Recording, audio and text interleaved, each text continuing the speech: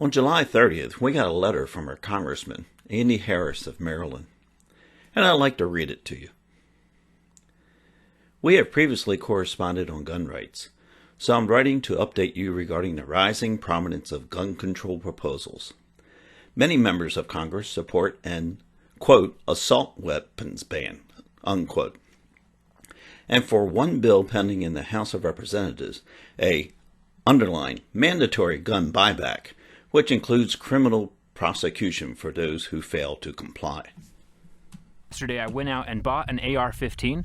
This particular setup is about $1,500. I walked into a local sports store, picked out the gun I wanted, they did a background check, and I walked out of there. So the thing to purchase a bump stock of my own. These are available online from multiple websites and local classifieds. This one, the clip in place. The stock is functional. Safety is off. We're loaded.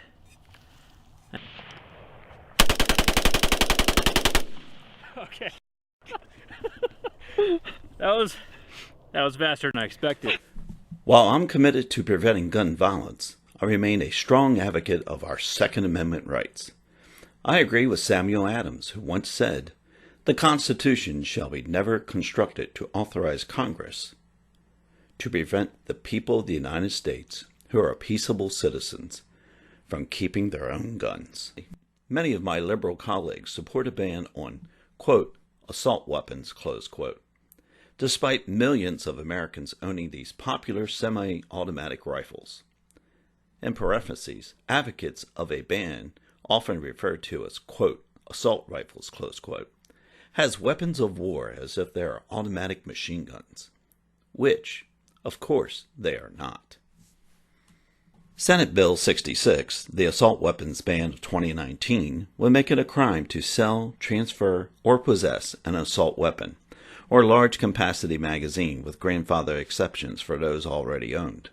Supporters include Senator Ben Cardin, Senator Chuck Schumer, Senator Bernie Sanders, Senator Kamala Harris, Senator Cory Booker, Senator Chris Van Hollen, Senator Elizabeth Warren, and Senator Amy Klobuchar.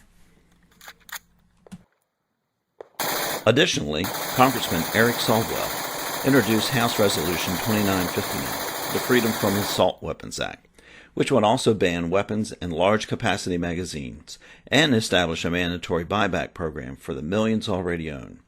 Those who are later found in possession of these weapons or magazines will be subject to criminal prosecution.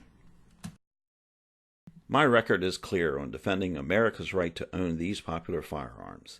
An arbitrary ban based solely on the appearance of a firearm is no way to prevent gun violence. For example, we know that, quote, assault weapons, close quote, do not kill hundreds of people in the streets of Baltimore each year, and banning these possessions would thus do nothing to alleviate that problem. This shallow political posturing fails to address actual causes of gun violence, prevent crime, or better provide psychiatric care for those in need.